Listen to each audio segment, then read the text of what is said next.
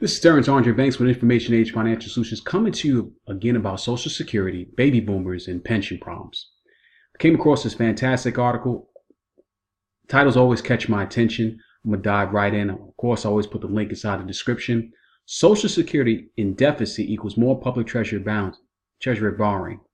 It seems that Social Security is functioning in a deficit as of this year. I found that out when I read the article, so I'm going to dive right in. And of course, I'm putting the link inside the description. Largely ignored by the market, Social Security moved into structural deficit this year. Social Security has been running primarily deficits since the GFC that is financing itself by the interest earned on Treasury securities. The government will no longer be able to borrow from Social Security Trust Fund, Old Age Survivors OASI Trust Fund, to fund its own budget deficits.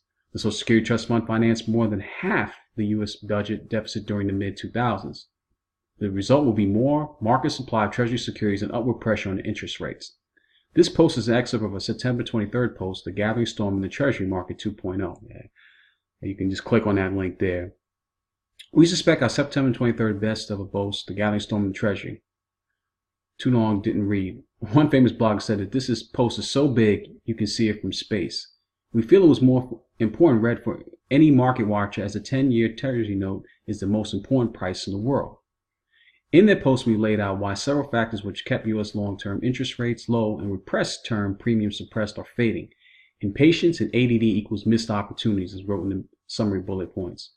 The yield curve is flat for technical reasons, and we believe term premium will increase. We expect a measured move in the 10-year Treasury yield to 4.25 to 4.40%, much sooner than the street anticipates. That was just before the 10-year yield broke out. We're going to slice and dice that post for an easier read for those of us who use 280 characters. We named 4 significant factors that were changing and set to move long-term interest rates higher and increase the term premium. This post extracts and focuses on the little noticed fact that Social Security has moved from surplus to deficit this year and the impact it will have on the Treasury market. I'll repeat that again. This post extracts and focuses on the little noticed fact that the Social Security has moved from surplus to deficit this year and the impact it will have on the Treasury market. More than 70 million baby boomers in the process of retiring Social Security and Medicare are projected to run at an $82 trillion cash deficit over the next 30 years. This is posted on September 24. I don't think we really pay that much attention because we always believe it's sometime in the future and it's really not us. But as I mentioned in countless posts before about Social Security and pensions, these are our family members. These are our grandparents. These are our father-in-law. These are our brothers-in-law. In the case, if you're reading this and you're in a baby boomer, this is affecting you, impact you immediately. Another significant structural change in 2008 is that Social Security has moved into structural deficit. In fact, SS began a primary deficit, non-interest income less payouts just after the GFC. The long-run financial outlook. I love charts. Charts do a fantastic job of showing where we're actually at, and they speak millions of words instead of thousands. So Social Security is not sustainable over the long term at current benefit and tax rates. In 2010, the program paid more in benefits and expenses than collected in taxes and other non-interest income. And the 2018 trustees report projects the pattern to continue for the next 75 years. The trustees estimate that the combined OASI and DI trust fund reserves will be depleted by 2034. At that point, payroll taxes and other income will flow into the fund, but will be sufficient to pay out only about 79% of program costs. As reported in the 2018 trustees report, the projected shortfall over the next 95 years is 2.8% of taxable payroll. Again, this chart.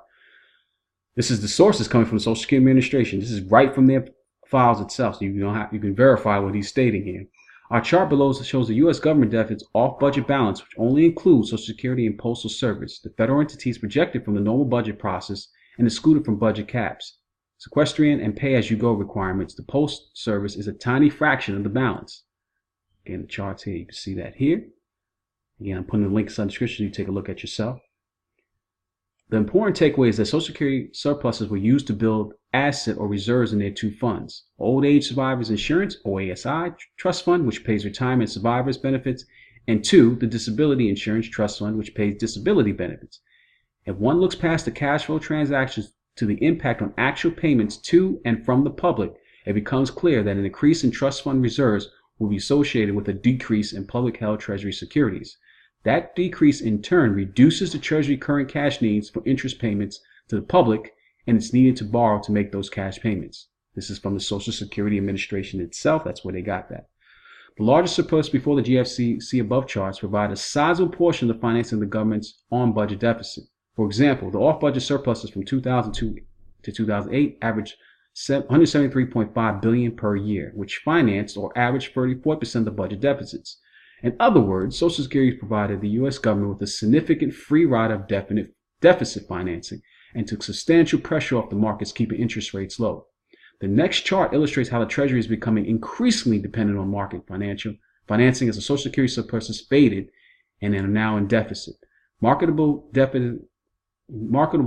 currently makes up 70% of the overall 21 trillion total public debt versus 49% in 2007. See this chart here. Again, I love charts. The upshot, more relative issuance of treasuries to the market and pressure on interest rates to increase and to crowd out other borrowers. Again, kind of really read through that quickly. I encourage you to take a look at this article at your leisure, but pay attention. You got family members, get them prepared. We're going to face a different kind of crisis, and the ways of doing things in the past are not going to be applicable in the next. We're having these problems now and for the foreseeable future. If this video has been any value, please like, please leave some comments, and until my next video, I'm out.